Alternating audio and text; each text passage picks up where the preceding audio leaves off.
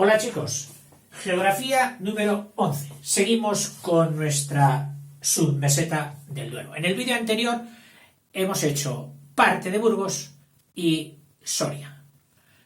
Pero en todo lo que tengo por aquí, había tomado unos apuntes y me he olvidado de mirarlos. Y me sabe muy mal haberlos estado cosechando para luego que se me hayan quedado en el tintero. Así que me perdonas y voy a empezar por esos olvidos que he tenido. En concreto, de Burgos, te podría haber dicho que para ir del Arco de Santa María hasta el Cid tienes que pasar por un paseo muy bonito, espectacular, que suelen tener las ciudades castellanas y que no tengo muy claro, porque tampoco lo he estudiado, por qué se llaman todos igual. Espolón. Se llaman el Paseo del Espolón. Que no sé si te suena, que el espolón es ese dedo guerrero inmortal que tienen los gallos en sus patas y que utilizan para luchar. Ese es el espolón. Espolón, que significaría saliente. Entonces algo así como el paseo que sale de la ciudad antigua y que se haría más grande. En Logroño hay espolón, en Burgos hay espolón, en Ávila hay espolón. Curioso. Donde la costumbre provinciana o ciudadana, sin ningún tono despectivo, la gente, antes de recogerse por la tarde-noche ya, para evitar los fríos intensos de estas ciudades, suele hacer un poquito de piernas, ir a pasear. Y entonces la calle ancha, bien puesta, con un arbolado adecentado y donde no vas a chocar con ninguno, pues es el espolón. Y a una hora determinada ves que la gente está en el espolón paseando. Y hay ciudades donde guardan un sentido, es decir, como si fuera un circuito.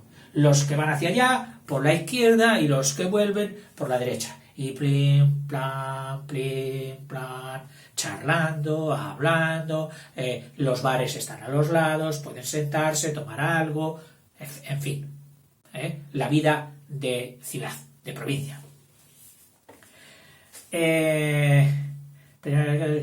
Hay un pueblo muy característico que te deja con la boca abierta porque tiene un castillo, pero es que al pie del castillo, que no es que sea gran cosa, hay un avión de combate de los que se hicieron aquí en España, el Saeta, un avión pequeñito de combate, de los primeros de reacción. Y tú dices, ¿y qué pinta ese avión ahí? Luego te metes en el pueblo y encuentras un monumento dedicado al primer hombre que voló. Este pueblo se llama Coruña del Conde. Coruña del Conde. Y tiene un monumento y una historia que podréis ver en internet del primer hombre que voló, que hizo una máquina voladora. Un señor súper observador que se pasó años observando el volar de los buitres. Y de las aves planeadoras. Y él dijo, ¿por qué no voy a hacerlo yo? E inventó una máquina a pedales que construyó juntamente con el herrero de su pueblo. Claro, ahí al pobre señor, que ahora mismo pues no tengo aquí su nombre, pero era como para tenerlo, le falló el material.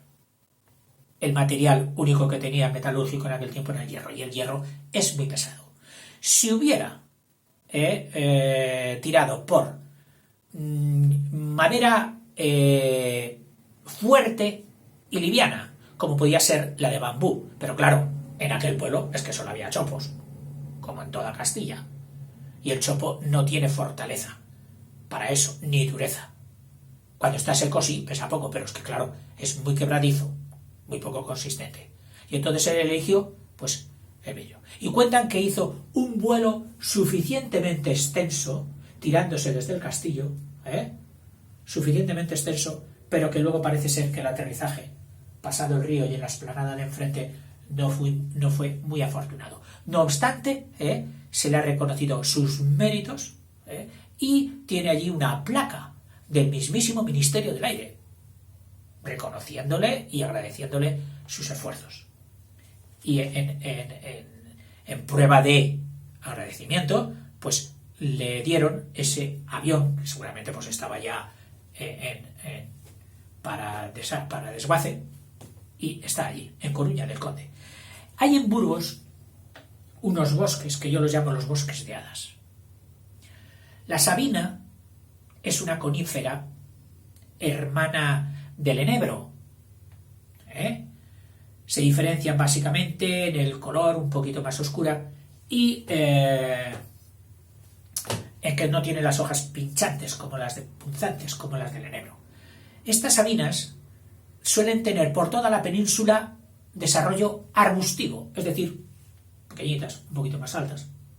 Pero es que aquí, en esta zona, en los sabinares que llaman, alcanzan un tamaño arbóreo, pero grande, tan grande como los de cualquier pino. Y ha dado como resultado unos bosques maravillosos, preciosos. Bueno, y si a eso añades que la madera de sabina tiene unas tonalidades increíbles, con unos contrastes de claros y oscuros impresionantes, hoy por supuesto está prohibidísimo cortar sabinas porque son los últimos bosques que quedan en Europa.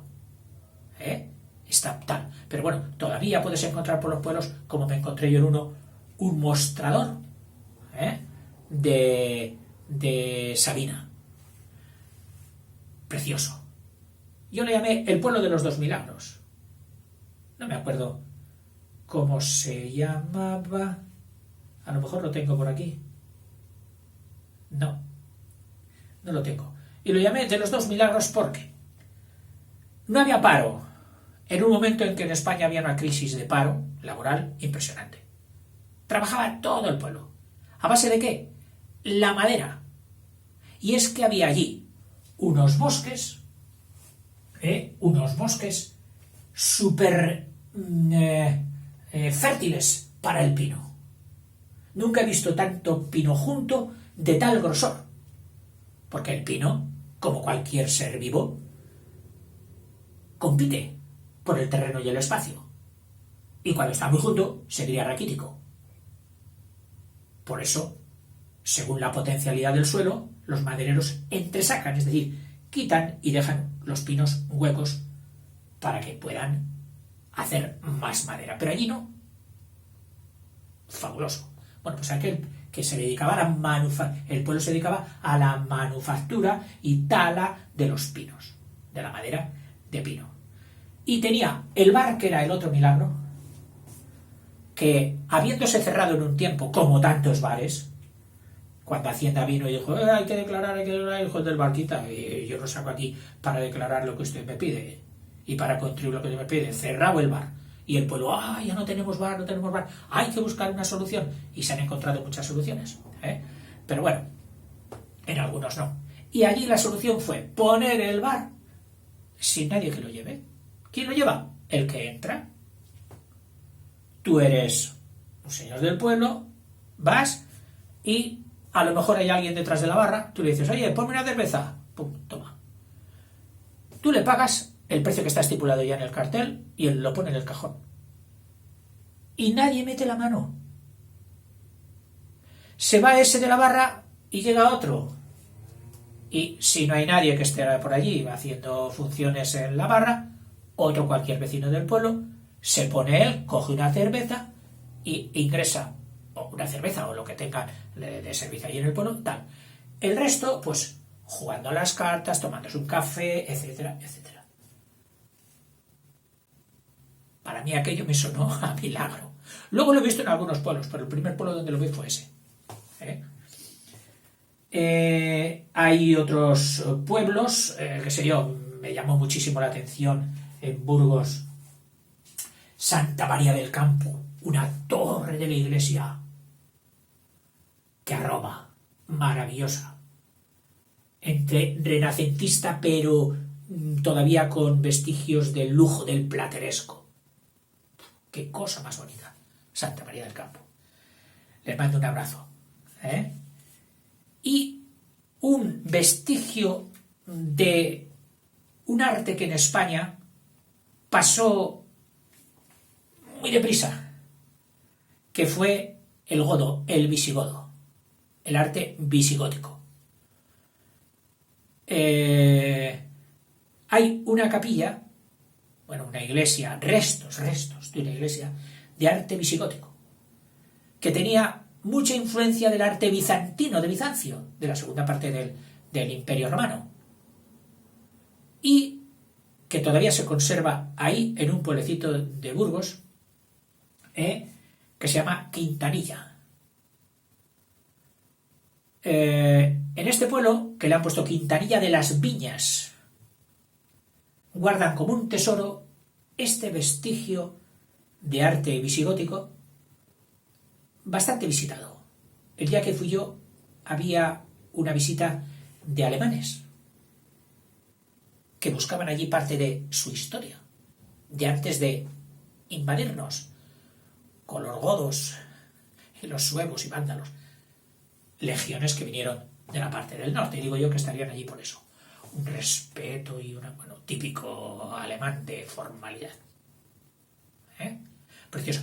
Y por fuera de la iglesia, en las paredes, había unos frisos de bajorrelieves, entre los que sobresalían muy claritos racimos de uvas.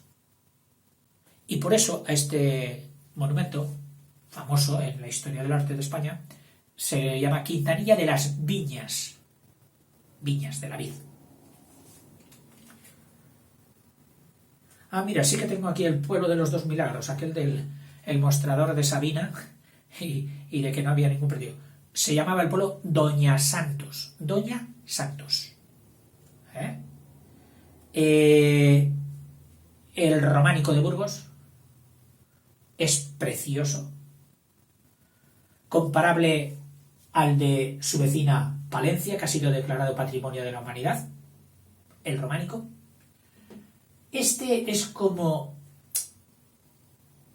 más limpio en las zonas un poco más ricas y en las zonas de pueblo naif, es decir, infantil, pero precioso. Como ya veremos. En Burgos hay unos ejemplares de románico impresionante de bonitos. Aquí he apuntado solamente en Rebolledo de la Torre. Rebolledo, que significa robledo, porque allí al robles también se le llama rebollo. Un rebollo es un roble. Y más al norte, otra variedad de roble también la llaman quejigo, que son unos robles que nacen muy juntitos, entonces nacen rectos. Y los suelen coger para vigas de construcción.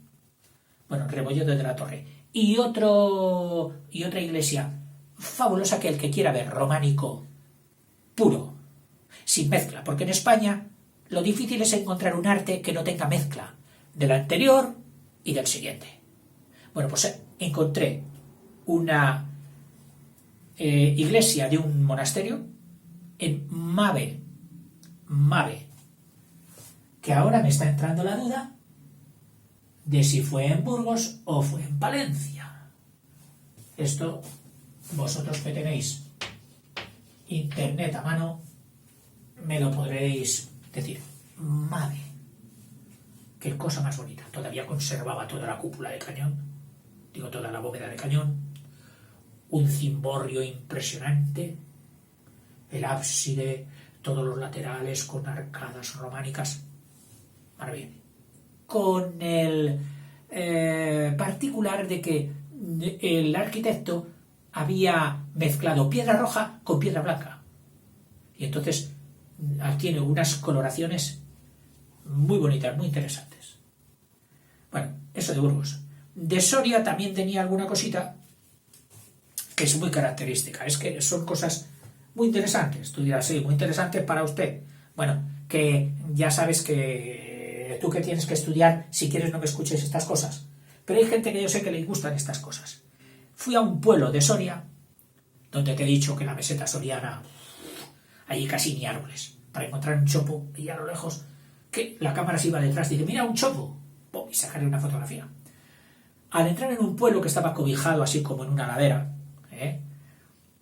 porque allí los pueblos tienen que estar cobijados, hundidos para no recibir los vientos helados de la meseta soriana. Pues a la entrada había un pequeño arroyo que lleva agua solo cuando llueve, no mucho más, pero tenía humedales. Y en aquellos humedales y en aquellas pequeñas pocas tierras había chopos. Yo al entrar dejé aparcado ahí el coche para meterlo en el pueblo. Chopos, pues chopos. Y luego, hablando con los del pueblo, porque yo siempre hablo, encontré en aquel pueblo cosas muy curiosas. Muy curiosas. Bueno, primero te digo esta, la de los chopos. Resulta que los chopos, aquellos chopos tenían dueño. El chopo tal es de la casa tal, de don fulano. No, es que está al lado, es de otro señor.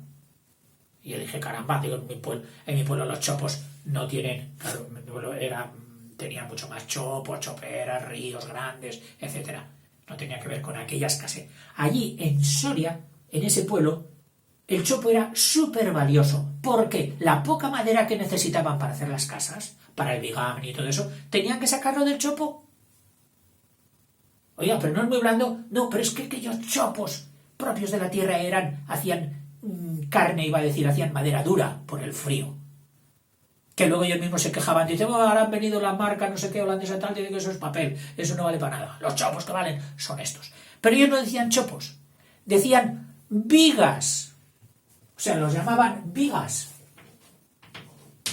Y aquí en España, una viga es el tronco que se pone transversal de pared a pared para cargar sobre él el peso de la siguiente planta, el solado, el forjado que se llama.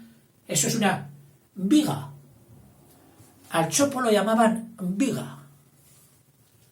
Creo que esto en gramática se llama una metonimia, me parece, que es llamar a un producto por relación a lo que hace o lo que significa. Es como llamar el trompeta al músico que toca la trompeta. El trompeta saludó.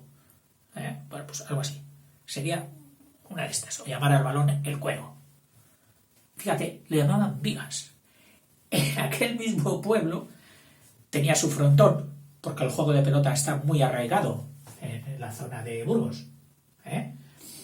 Y me di cuenta de que la pared, el frontis, que es donde golpea la pelota, estaba, pero muy visiblemente inclinado, como si se fuera a caer hacia el que juega. Pero ya no le daban importancia. Y cuando pregunté, yo digo, oiga, ¿cómo está eso tan inclinado? Digo, mira, se lo encargaron hace muchos años a un constructor. Empezó a hacerlo con 2 aprendices. Y cuando ya llevaba, levantado 1,5 metros, se tuvo que marchar a otra obra lejos del pueblo donde estuvo más de un mes. Y total que cuando volvió se encontró que aunque habían acabado la pared, el frontis, dice, pero fuera de plomo, es decir, no habían puesto la plomada para conservarla vertical y todo ello lo habían hecho así, como una torre de Pisa, pero en frontones. Curioso. Otra de las cosas que encontré en ese pueblo, qué pesado estoy, fue un peral con el tronco retorcido, es decir, no es que fuera retorcido, no tipo salomónico, no, sino que veías que las hebras, los vasos leñosos del lignum, de todo árbol, pues suelen ir en vertical, pues los de aquel no, iban dando vueltas. Y era un peral de unas peras que llamaban peras perpetuas, creo, porque no se ponían malas. Las cogían y duraban todo el invierno, o más. Es decir, unas peras que habían encontrado el antídoto contra las bacterias putrificantes que pudren todo. Pues ellas tenían en su piel ese poder, ese secreto, que seguramente podría estudiarse para trasladarlo a otros campos. Y cuando había mucha cosecha, dice que salían con los burros cargados de los serones, con las peras, a venderlas por los mercados de los pueblos de al lado. Qué curioso. Luego lo vi en otro pueblo, pero no lo he vuelto a ver. En fin, cosas de pueblo. Esto de Burgos y de Soria. En Soria también. Una fortaleza, allá en un bastión, una montaña de esas, y plana en la cima, pero plana en la cima a lo mejor de 2 kilómetros cuadrados. Pero de muy difícil acceso. Y entonces, porque tenía las rocas de los lados todas cortadas así a pico, menos una parte más suave, que era por donde se accedía y por donde habían hecho muralla. Y todo el resto ya no tenía muralla. No había quien subiera por aquellas rocas. Es decir, era una defensa natural. Se llamaba Peñalcázar.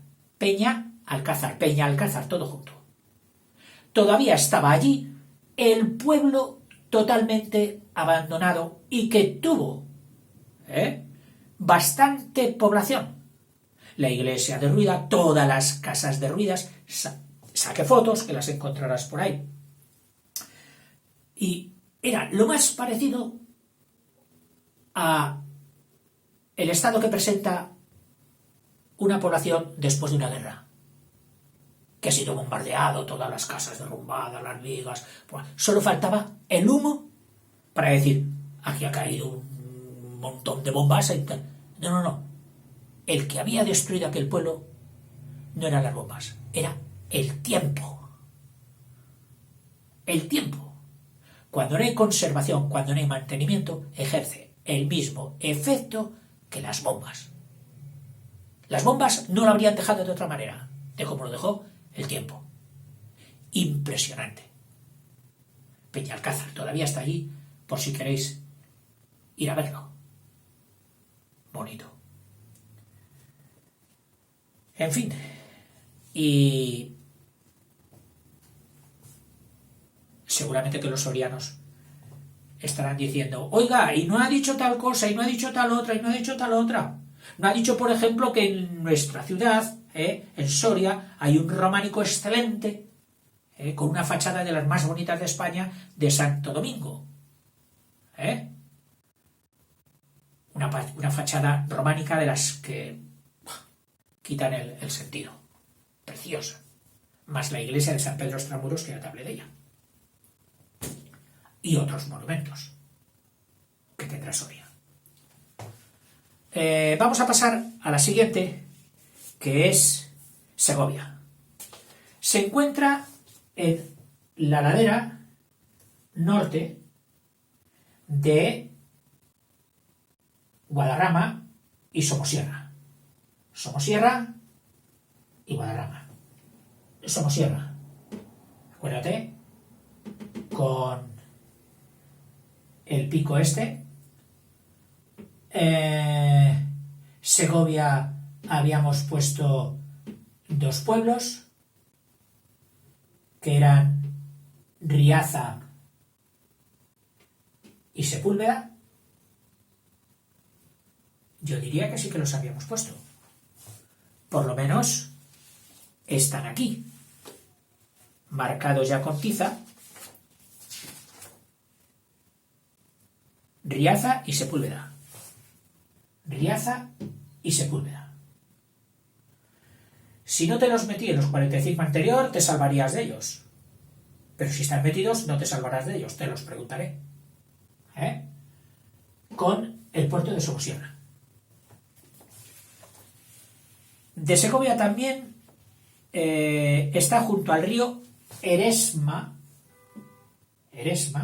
que ya lo hemos puesto, que es el que rodea al Alcázar y el que aparece en las botellas de whisky, porque Segovia tiene una destilería de whisky, Whisky Dick, un whisky español. No conozco otro, a lo mejor lo hay, pero este fue de los primeros. tiene bastantes habitantes para lo que podría ser, porque su proximidad a Madrid y las buenas comunicaciones que tiene Segovia a través del túnel del Guadarrama ha hecho que muchas personas pues tengan por aquí segunda residencia o incluso puedan ir a trabajar a Madrid y tener aquí el esto. Aunque el túnel es de peaje y eso frena mucho. Son por supuesto famosos el acueducto romano, impresionante. Yo puedo decir que hay 2 o 3 monumentos en España que me han dejado así, parado. Uno de ellos, el acueducto de Segovia. Romano, impresionante. Impresiona. Otro fue la Plaza de España de Sevilla, de lo que ya hablaremos en su momento. La catedral, bonita, como casi todas las catedrales de toda esta zona, que son preciosas y de una riqueza extraordinaria. La catedral de Segovia. Y el Alcázar, un castillo palacio, o sea, palacio para comodidad también de los que vivían. Fue habitado en bastantes ocasiones por los reyes católicos y luego hoy me parece que es Museo de Armas Antiguas del Ejército. Precioso. Las formas, es el típico castillo de cuento. El Alcázar de Segovia. Maravilloso. Tiene otros castillos también palacio. En la provincia. En Coca. Un castillo hecho todo de ladrillo. ¿Habrá millones allí de ladrillo? Increíble. Castillo de Coca. Búscalo en internet. Verás qué castillo más majestuoso. Precioso. También de ensueño. Ya hecho más que para batallar, para vivir. Que fue una fase en que las guerras con los árabes, ya en la península, una vez expulsados, ya no había esa lucha, esa lid. Y entonces los nobles, que hasta entonces habían tenido que defender con su sangre muchas veces los territorios, se dedicaron a la buena vida, a la explotación de las tierras que se les habían dado por méritos de guerra y a hacer, si tenían bastante dinero, un gran palacio-castillo. Y hay bastantes por España que son preciosos. Uno de ellos, el de Coca. También, en Coca, que nació un emperador romano. O sea, cuna del emperador romano Teodosio, del último del Imperio Romano de Occidente. Porque ahí se parte, con sus hijos me parece que parten el imperio y queda el Imperio de Occidente y el Imperio de Oriente, que cogió por capital Bizancio. Pues fue este Teodosio, que me parece que también que fue el que de manera oficial se convirtió al catolicismo. Tanto habían perseguido, que ya pues, cayó por propio peso y dijo, vale, pues ya todo el mundo es católico, y pues, católico también, cristiano. Teodosio. Pero los reyes posteriores, después de Felipe II, quisieron vivir con más lujo, porque hasta entonces la verdad es que los reyes españoles habían vivido con muy poco lujo. Siempre que hemos visitado o he visitado palacios árabes en España, Alcázar de Sevilla, la Alhambra de Granada, etc. Qué magnificencia y qué lujo y qué derroche de buen gusto y de trabajo y de exquisitez. Y al lado se habían puesto, cuando vino ya la conquista cristiana, se habían puesto los reyes cristianos y habían ampliado. Bueno, pues la ampliación que tiene, por ejemplo, que podrás ver en el Alcázar de Sevilla, de la parte cristiana comparada con la parte árabe, es que en la parte cristiana no querría vivir nadie, porque son salas grandes, todo piedra, desangeladas, y tú dices, ¡jo! ¿Pero cómo podían vivir así los árabes? ¿Y cómo podían vivir así luego los reyes cristianos que vinieron?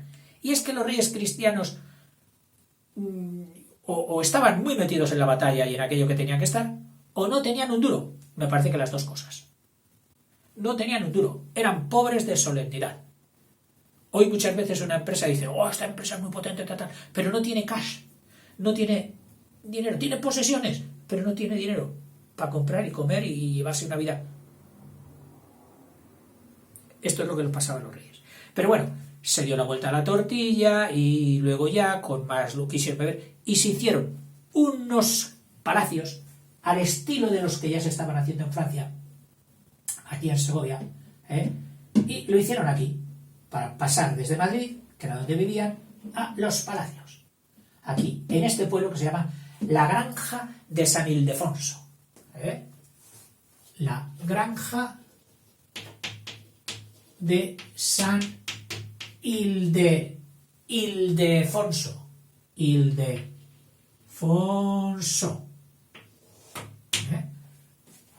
Con unos jardines espectaculares.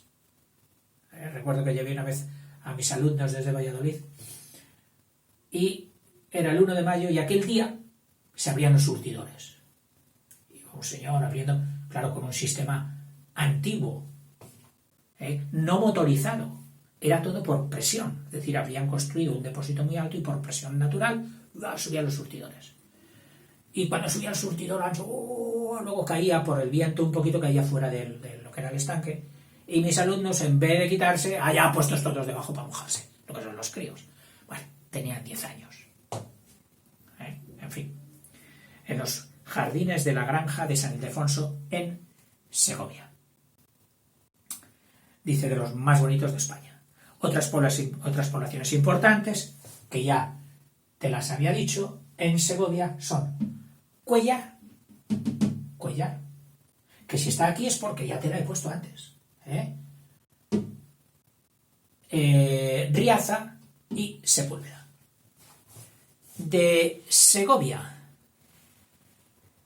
que tenga yo puesto aquí, bueno, pues prácticamente ya te he dicho eso. Que me perdonen lo mismo los segovianos. Bueno, no puedo dejar de decir lo que todo el mundo sabe, que allí es muy típico, el cochinillo al horno. Si vas a Segovia, lo primero que te van a preguntar, ¿estuviste en Segovia? Sí. Oye, ¿probaste el cochinillo? Sí. Donde los famosos mesoneros segovianos tienen a plato, con un plato, lo parten así, hacen cha, cha, cha, cha, y el cerdito cruje, crac, crac, crac, crac, como diciendo, esto está bien hecho, bien asado. Cochinillo al horno de Segovia. Pasamos a Ávila, tierra, como se solía decir, de cantos y de santos. Los cantos son las piedras redondeadas, y es que en los campos hay unas rocas grandes que en geología se llaman batolitos, batos grande, litos piedra. Esta fue Ávila, tierra de santos y de pícaros, porque ahí, si en Alba de Tormes había nacido la santa, también había nacido allí el Lazarillo de Tormes, el gran iniciador de nuestra novela, uno de los que mejor nos interpretó, porque supo ver lo pícaros que siempre habíamos sido y somos, la picaresca española. El rufián gracioso, bonachón, que no le va muy bien en la vida, que recibe palos por todos los lados y que va sobreviviendo así. De picaresca. Bueno, Ávila. Dice, se halla quebrada al sur por la cordillera de Gredos, que deja la parte mayor mirando al Duero y otra parte entre valles que van a ir ya al Tajo. Detrás de esta de Gredos está este pueblo, que es Arenas de San Pedro, que si está aquí, lo mismo te digo, que ya tiene que estar en el listado anterior. Ávila, la capital más alta de España. Aquí estuve yo 2 meses o un mes en el último examen de posiciones de magisterio que había entonces, dando clase en una escuelita que se llamaba San Pedro Extramuros, que luego he querido encontrar y ya la habían derruido, ya no la encontré. Las murallas, preciosas, rodean toda la ciudad enterita. Hombre, luego hay parte de Ciudad Nueva que ya está fuera de las murallas, pero todavía tiene un encanto espectacular las murallas y la ciudad amurallada de Ávila, con una catedral exteriormente un poco adusta, que recuerda más una fortaleza que una catedral, y con una iglesia maravillosa de un románico brillante, elegante, sutil, que son cosas que el románico en nuestra patria difícilmente tiene, porque era todo poblaciones muy adustas, o monasterios, pero nunca fue con lujo, con exceso. Solo he visto lujo y exceso románico en sitios muy puntuales. Uno de ellos, la Colegiata de Toro, de Zamora, que ya veremos, y otro de el San Vicente el San Vicente de Ávila. A la salida de la muralla, unas arcadas altas y brillantes, pero de un románico espectacular, precioso.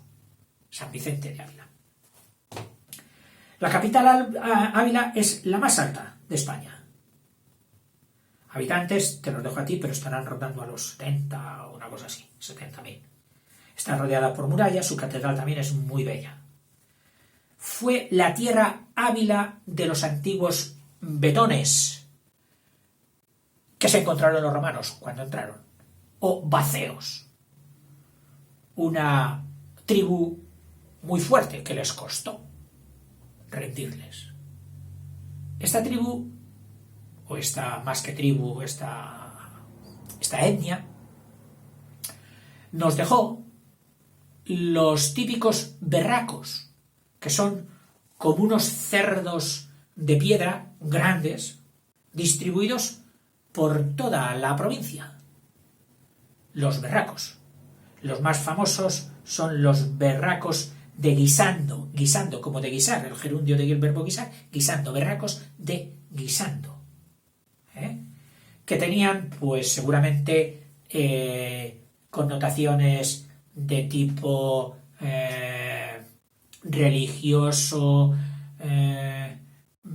atávico, o sea, antiquísimo, o para favorecer la agricultura o para satisfacer a sus dioses. Los berracos.